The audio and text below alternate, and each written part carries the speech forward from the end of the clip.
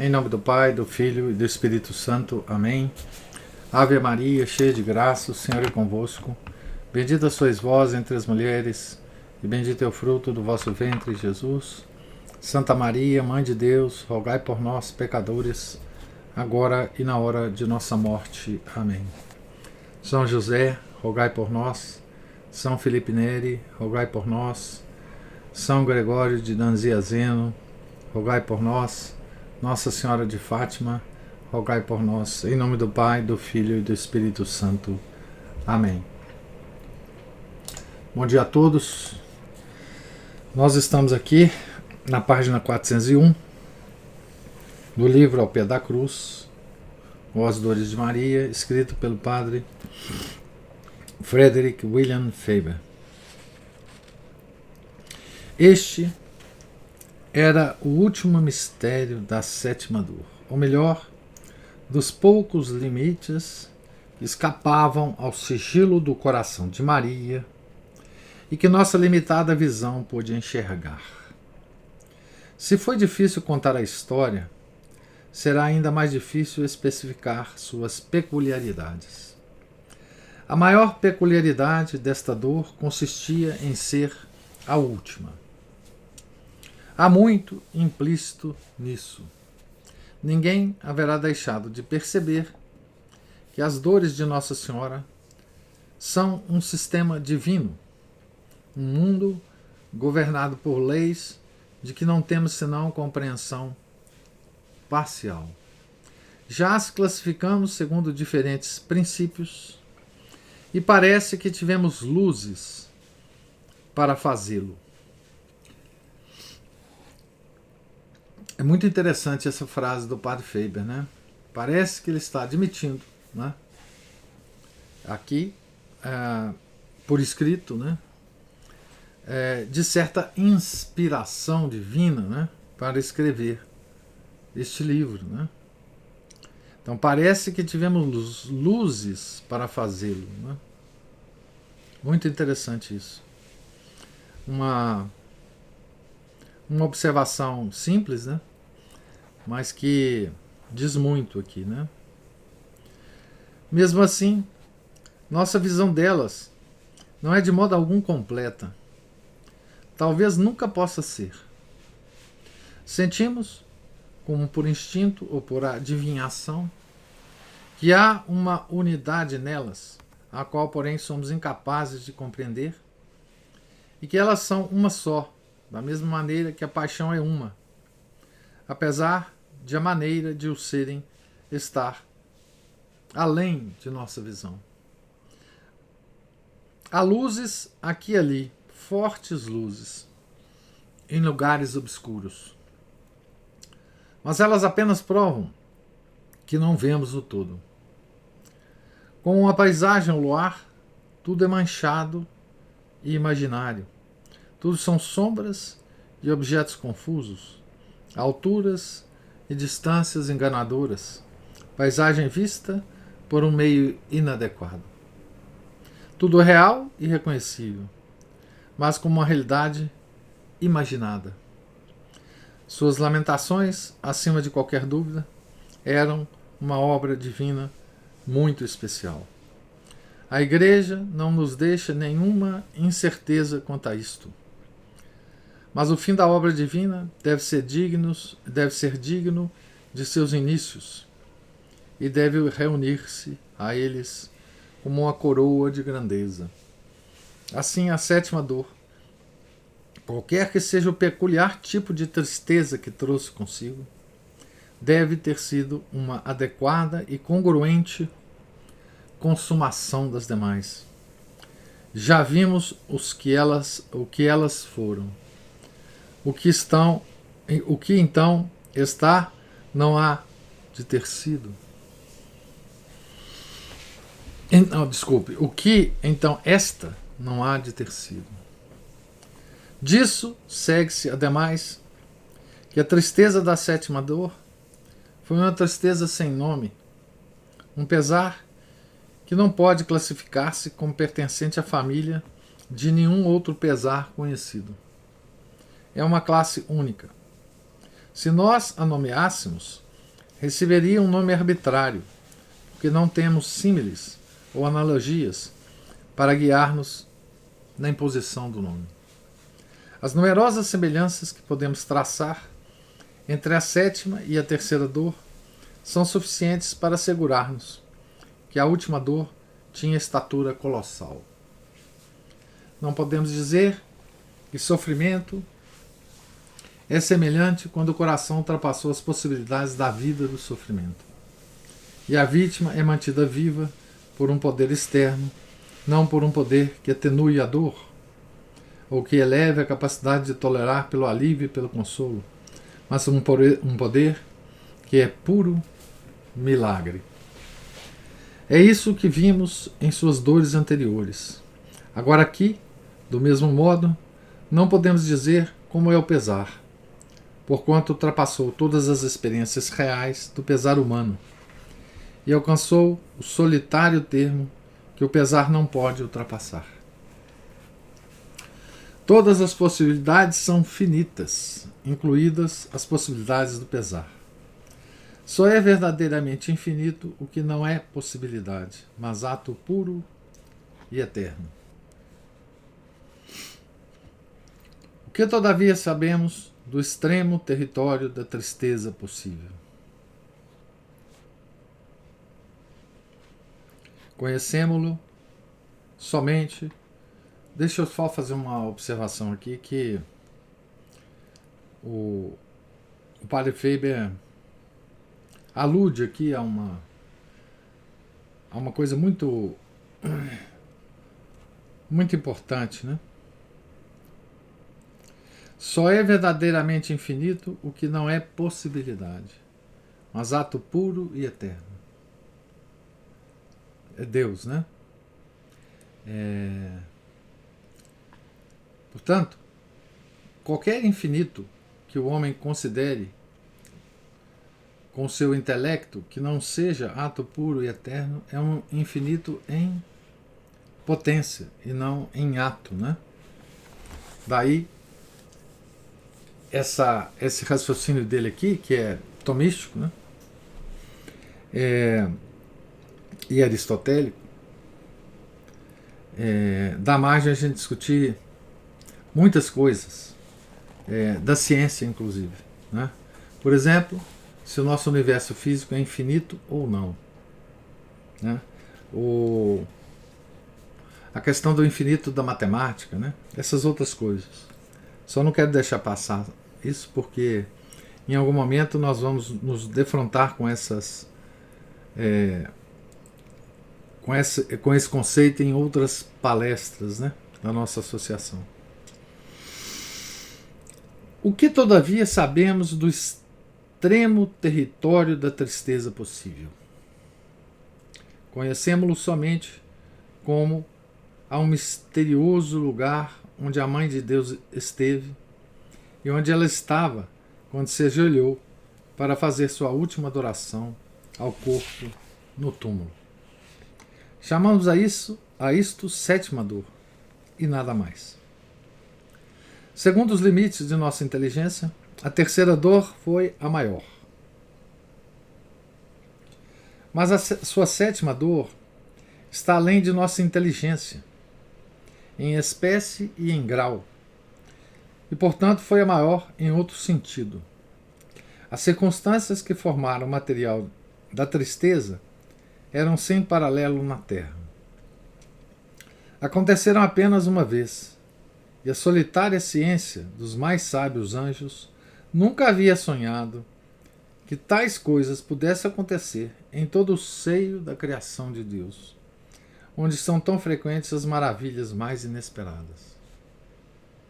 O coração de Maria era um instrumento sem paralelo na terra, agora que o Sagrado Coração estava frio e parado na sepultura. Mesmo quando vivia e batia, sua união com a pessoa divina impedia todo e qualquer paralelo. O estado de Maria no final deste vasto sistema de dor, ao redor do qual orbitava, também era sem paralelo com respeito à santidade, à capacidade de sofrimento e à miraculosa manutenção de sua vida abalada. Assim, nenhuma coisa respeitante a esta dor tem paralelo. Podemos apenas imaginar a imensidão do luto e dizer que foi a 7ª que nossa mãe sofreu. Outra peculiaridade desta dor, imediatamente ligada ao que se disse, consiste em estar além do alcance do consolo. Foi isso o que manteve as ondas amargas e tempestuosas anormalmente suspensas no ar durante aquelas 24 horas na casa de João. Não podiam aliviar-se. Não podiam baixar. Estavam além das leis da maré, do pesar comum. Isso não tinha nada a ver com as criaturas. Portanto, nenhumas criaturas poderiam dar-lhe consolo. A crueldade dos homens e a raiva dos demônios levaram à morte na cruz. Na quinta dor, portanto, encontraram seu termo. O organismo humano não poderia alcançar a 7ª dor. Lutou débil e fracamente, e ao menos comparativamente na sexta. Refletiu-se a si mesmo, retratou-se a si mesmo ali. Falhou e morreu antes da 7ª, e aquém do momento do sepulcro. Como a terceira dor, sua aflição era totalmente divina. Podemos supor as proporções da tristeza vinda diretamente de Deus. Dele para a criatura, como Maria, quando a comparamos com as tristezas que os homens e demônios podem infligir. Mas aqui, novamente, não sabemos o que é, pois está além do alcance do consolo humano. Os homens dizem-nos, com a usual lisonja do conforto, ou com os lugares comuns da edificação, que nosso luto está além do consolo humano. Mas não é realmente assim. O tempo consola-nos inevitavelmente, ainda que eu faça tardiamente. Bondades consolam-nos, mesmo quando nos irritam. A vida consola-nos pela própria importunação de suas distrações. Mas Maria estava além disso. Estava além de consolações, não só da graça comum, mas da graça prodigiosa que ela mesma trouxera do alto do Calvário. Como é uma criatura que está além de todo e qualquer consolo, seja da natureza, seja da inigualável graça, quem senão Deus, a pode consolar pela imediata união a Ele? Pensamos naqueles que jazem nos confins da criação, no eterno exílio de seu Pai. A aflição é sua indizível e inevitável vida. E ainda a poderosa nuvem da irrefutável justiça abranda e torna tolerável a solidão sem fim da dor, pelo fato de tornar-lhes o enegrecido espírito tão reconhecidamente racional. Ele está descrevendo um inferno aqui, né? Mas Maria estava além da consolação, mesmo quando era mais merecedora da divina doçura que todos os anjos e todos os santos juntos, para que ela não tivesse paralelo na angústia, nem sequer com os danados.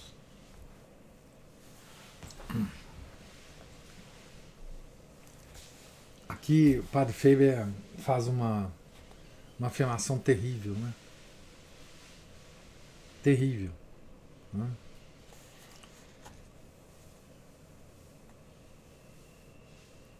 Ele diz que a angústia de Maria era incomparável até com a angústia dos que estão no inferno. Tremendo isso, né? Tremendo.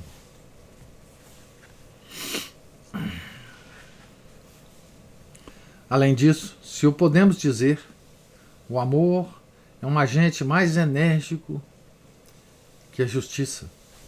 Assim, em certo sentido, uma desolação inconsolável preparada pelo amor eterno para infligir sofrimento é algo mais penetrante e avassalador que a desolação inconsolável preparada pela justiça eterna para a punição do pecado. Não só isso, o sangue de Jesus contém um pouco o ardor das chamas do inferno. Ao passo que foi esse mesmo sangue o que acendia as chamas da alma de Maria e esquentava a fornalha de seu coração, deixando-o 7 vezes mais quente. Assim, a desolação dos danados não pode comparar-se em seu excesso com a aflição mística que era a última prova de Deus para o coração de sua mãe. Mesmo ele, parecia, não tinha mais provas mediante as quais sua inefável santidade pudesse estabelecer-se.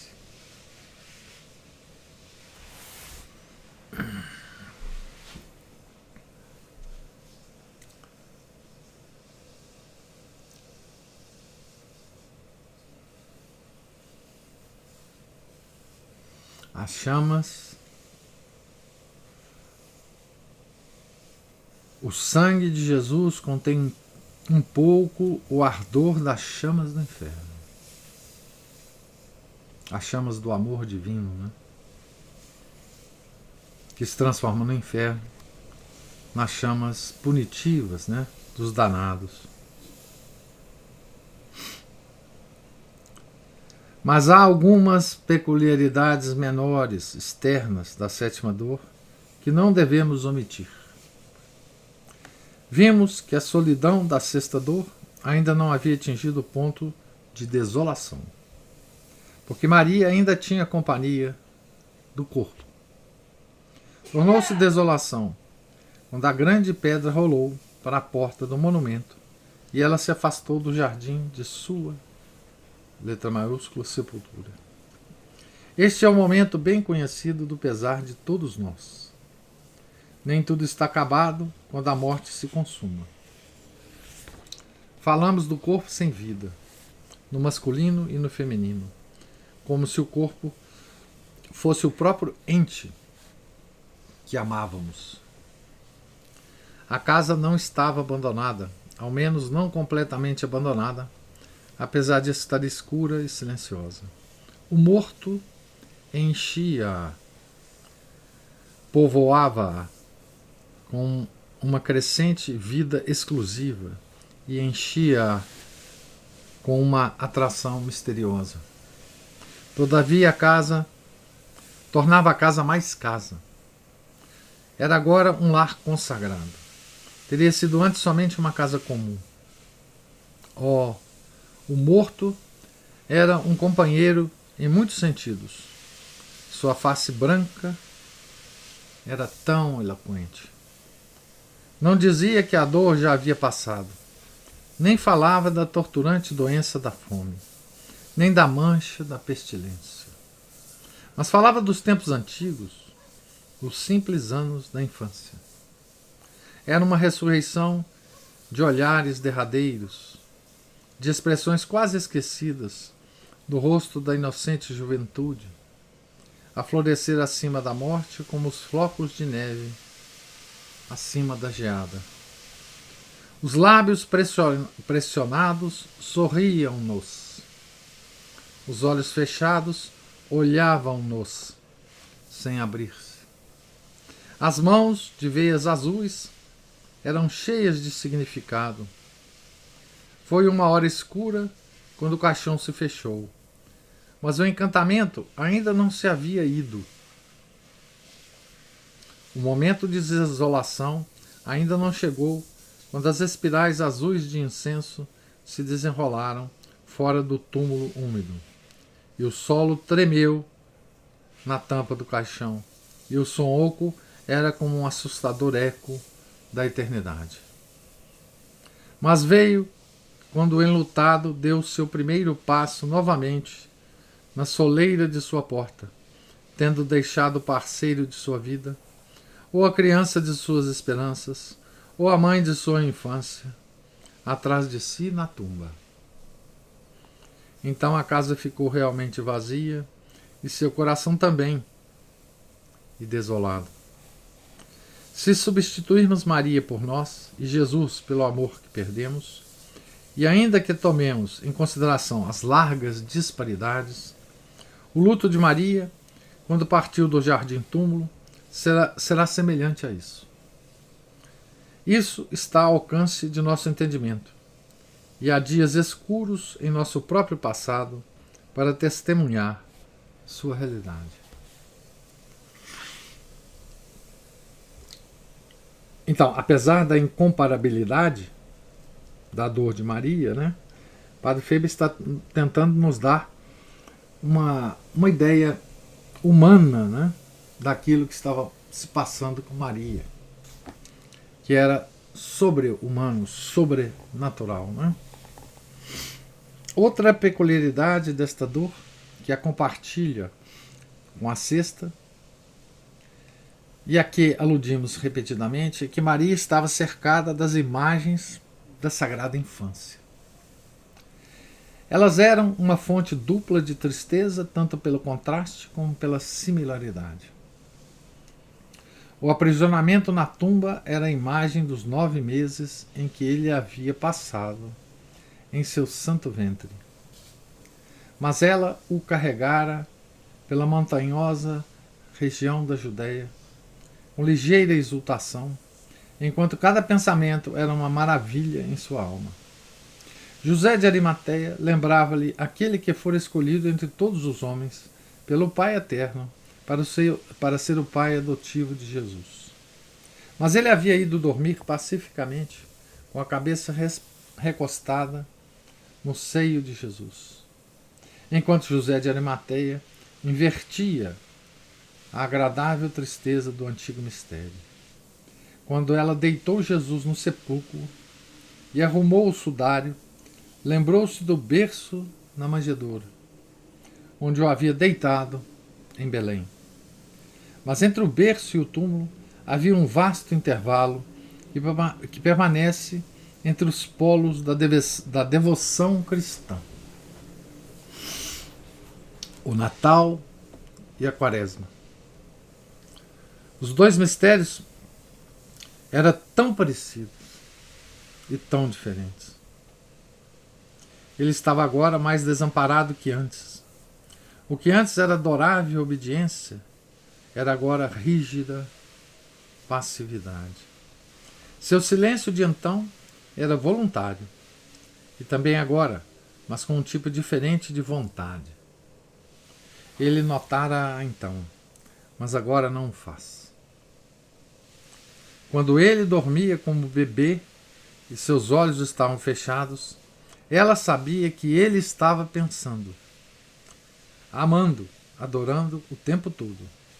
Seu sono era beleza e encanto. Mas agora o coração estava frio e imóvel, adorável por causa de sua união com a divindade, mas já sem bater com amor consciente por ela. Eles haviam tido uma estranha união desde sua morte, quando ela se ajoelhara com ele, estendido em seus braços, e os dois juntos haviam formado a figura de um crucifixo. E não era só Jesus, nem só Maria o crucificado, mas uma única vítima de Deus com 2 vidas. Aquela era uma figura iluminada por luz divina que nunca se esquecerá, ainda que devamos aprofundar a teologia deste amor. Mas a paixão estava ali, como também a infância. Encontraram-se no mesmo lugar, aquele corpo de mármore, grandemente rajado da intercalação de azul lívido e de vermelho. Não era um monumento de Belém. Toda a paixão estava elaboradamente inscrita sobre seus membros. Não só isso, estava maravilhosamente iluminada em suas mãos, em seus pés e em seu lado, àquela hora no céu. Também os instrumentos da paixão, as preciosas relíquias que estavam guardadas na tumba, dizem respeito não a Belém ou a Nazaré, mas a Jerusalém e ao Calvário, ao Pretório e ao Gólgota. Outros o tocam, o seguram, o carregam, em vez dela. Essa dolorosa característica da paixão, qual havia ferido tão profundamente sua alma na quarta dor, renovou-se na sexta e na sétima. Era uma espécie de sinal da paixão. Mas sinais eram raramente necessários. E se estivessem presentes, eram escassamente perceptíveis no mistério que respirou a aromática amargura da paixão em todos os seus aspectos e em cada pequeno incidente seu. Na sagrada infância, ela não tinha ninguém em quem apoiar o peso de sua exaustão e de sua fraqueza, pois tanto ela como José se apoiavam em Jesus.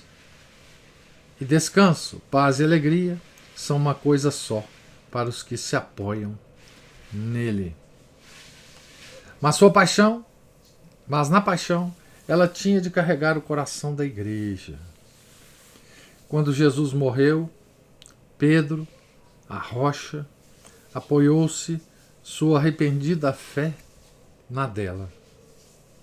Ela sustentou, com sua gentil bravura, a João e a Madalena. José e Nicodemos dificilmente teriam a coragem de separar o corpo da cruz, se ela não estivesse lá para inspirá-los com sua própria e terna força. No entanto, pesou-lhe no coração tal pendência dos demais. Foi uma doce tristeza. Multiplicou-se o número de corações queridos que teve de suportar, enquanto também implicavam uma tensão em seu próprio coração. A paixão atingiu o clímax em Maria, não quando a alma de Jesus se afundou através da relva ao pé da cruz, mas naquele momento derradeiro no sepulcro.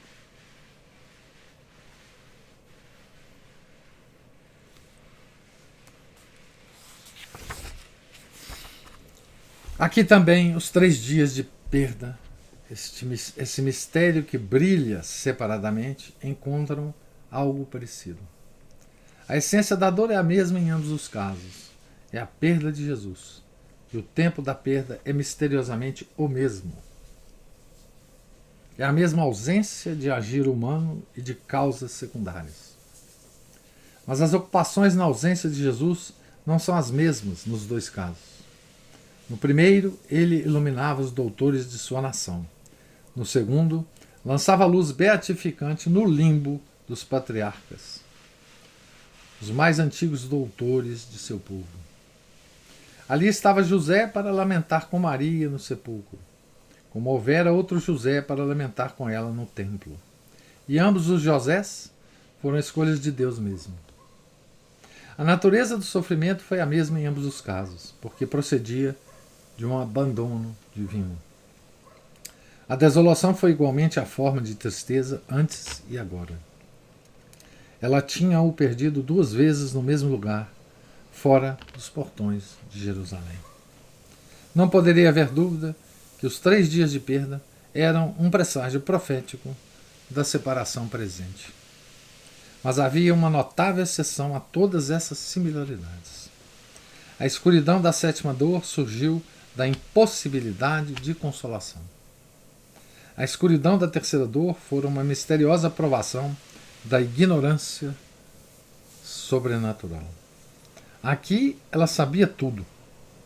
Tinha assistido à paixão até o fim com heróica fidelidade.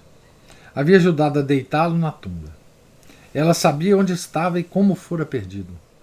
E sabia da ressurreição que ocorreria na manhã de Páscoa.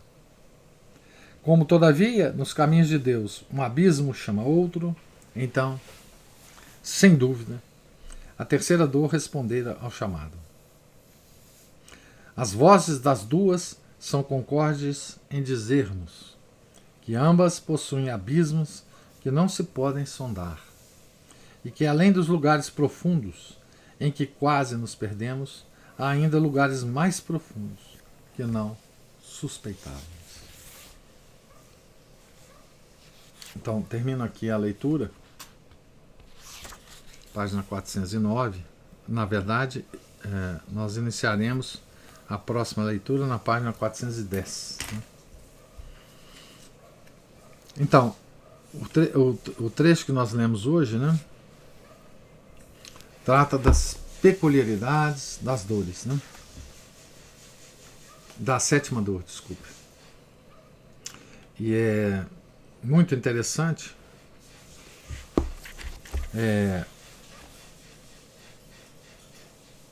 ver Padre Faber falar dessas particularidades, né, dessas peculiaridades, né? E a parte mais tremenda dessa narração do Padre Faber, né, é quando ele compara a aflição de Maria nessa dor com a aflição das almas perdidas no inferno, né? No inferno.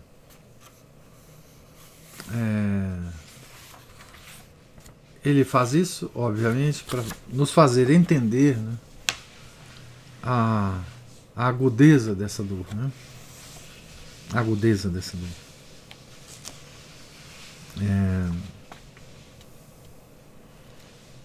E faz uma distinção muito importante, né? A aflição de Maria é causada pelo amor de Deus. E a aflição dos danados é causada pela justiça de Deus. Né? Ele compara essas duas coisas. Né? Ele diz: o amor é um agente mais enérgico que a justiça. Assim, em certo sentido, uma desolação inconsolável preparada pelo amor eterno para infligir sofrimento é algo mais penetrante e avassalador que a desolação inconsolável preparada pela justiça eterna para a punição do pecado. Então ele nos leva até essa comparação tremenda, né? Para nos dar uma ideia, né, do que é essa última dor de Maria, como se fosse um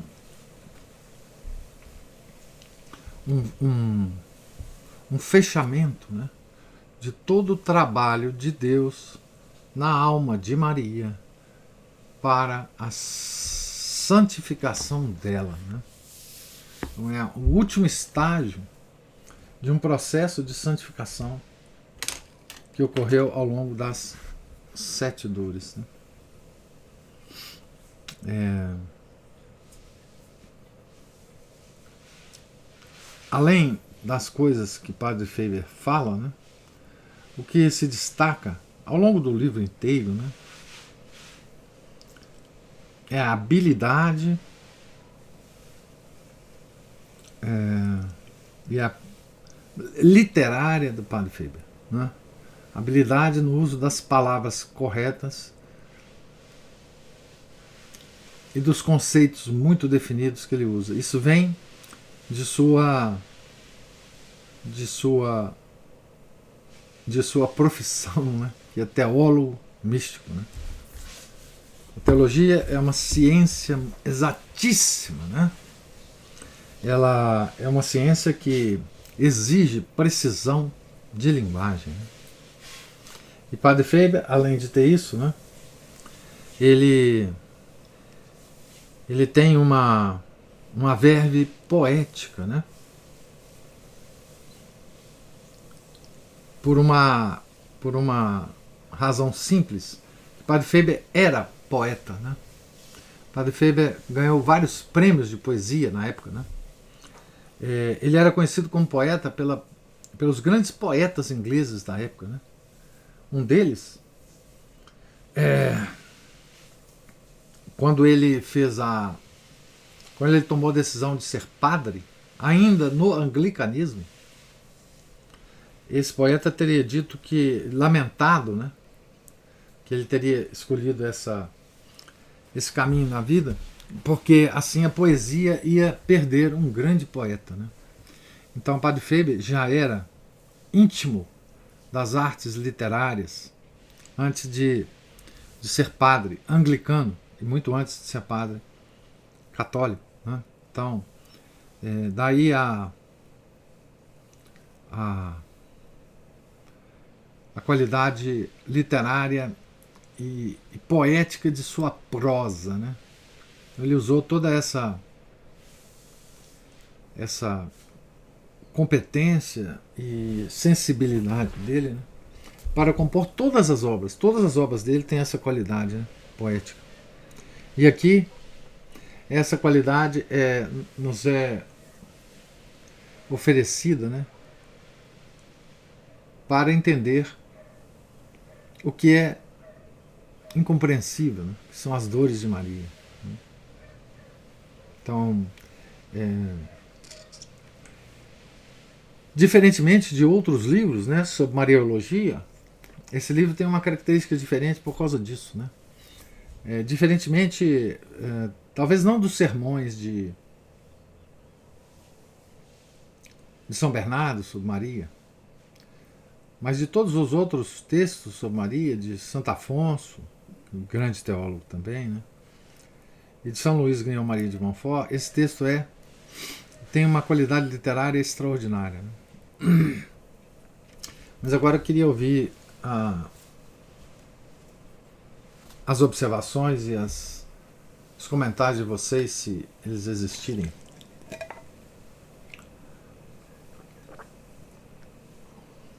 Professor, me ocorreu uma coisa quando o senhor chamou a atenção aí para essa parte que o Padre Faber fala sobre as almas no inferno, que foi o seguinte, que as almas que se perdem, talvez, eu não sei, me ocorreu isso, não sei, que talvez essas almas, aí, o pior tormento delas é que no inferno elas vão saber que que Deus, né, porque Ele não sustenta, né, Ele não sustenta no ser.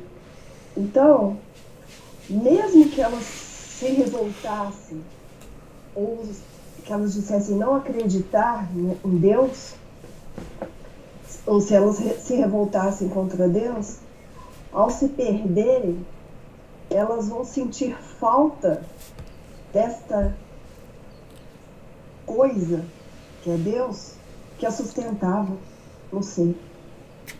Que ainda sustentam. Que ainda sustenta as almas.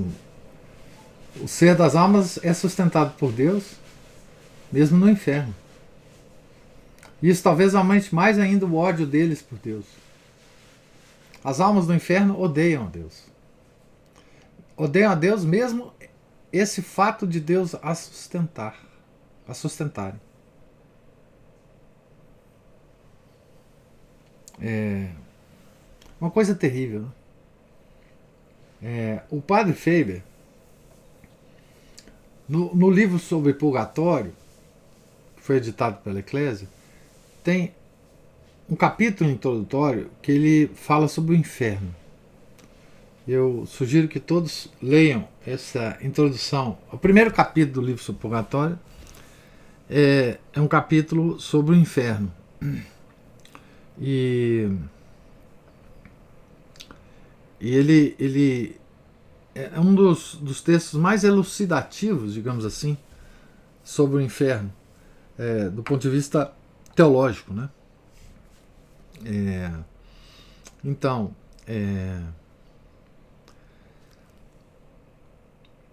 o que ele fala nesse pequeno trecho que nós lemos é que o fogo do amor de Deus, né? Existe o fogo do amor de Deus e o fogo da justiça de Deus. esse fogo da justiça, é o que queima as almas no purgatório. E o fogo do amor de Deus é o que queima as almas dos bem-aventurados. É o ardor do coração dos bem-aventurados. Né? E essa ideia, né, do fogo do amor e do fogo da justiça é uma ideia muito esclarecedora, né, para nós. Então ele diz: o fogo que queimava o coração de Maria era o fogo do amor de Deus. Né? E a desolação que ela sentia neste fogo, envolvida por esse fogo, era comparável à desolação do fogo da justiça que envolve as almas danadas. Né? Que é o fogo da separação infinita de Deus. Né? Da separação que nunca mais será transposta. Né? Nunca mais será transposta. Ele começa, inclusive, o capítulo dizendo assim: pensamos naqueles que jazem nos confins da criação, no eterno exílio de seu Pai. Então o inferno está nos confins da criação, como que separado da criação, no exílio eterno de seu Pai, né? De seu Criador. Né? Então, é professor, isso. Todas as almas sabem que foram criadas por Deus? Sim. Uhum. Sim. Depois que você deixa esse corpo, você tem a certeza disso. Você vai vê-lo, né? No juízo particular, né? Então as almas, tanto a dos bem-aventurados como a dos que estão no purgatório e as que estão no inferno, têm absoluta consciência de quem as criou. Né?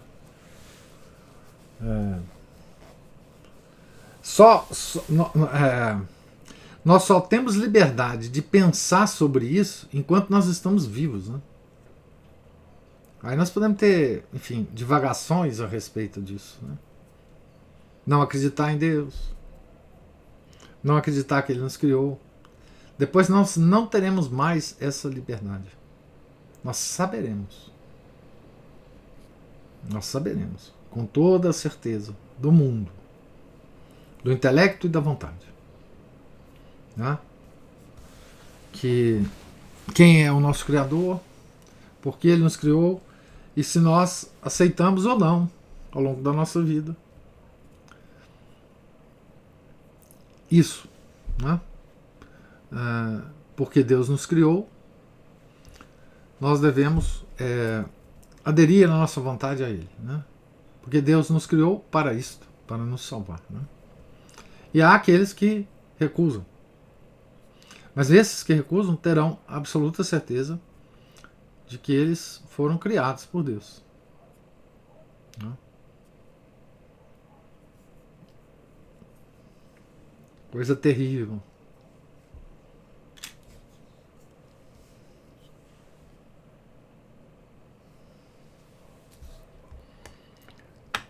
Coisa tremenda, como diria o professor Orlando Fedeli.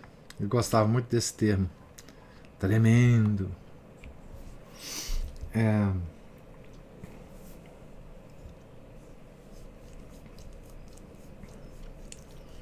Mais alguma observação, mais algum comentário? Então, amanhã, se Deus quiser, nós começaremos no topo da página 410 a nossa leitura. Deus lhes pague a presença, a paciência, os comentários. Tenham todos um santo dia. Fiquem com Deus. Em nome do Pai, do Filho e do Espírito Santo. Amém. Ave Maria, cheia de graça, o Senhor é convosco. Bendita sois vós entre as mulheres, e bendito é o fruto do vosso ventre, Jesus. Santa Maria, Mãe de Deus, rogai por nós, pecadores, agora e na hora de nossa morte. Amém. São José, rogai por nós. São Felipe Neri, rogai por nós. São Gregório de Nazianzeno, rogai por nós. Nossa Senhora de Fátima, rogai por nós. Em nome do Pai, do Filho e do Espírito Santo. Amém.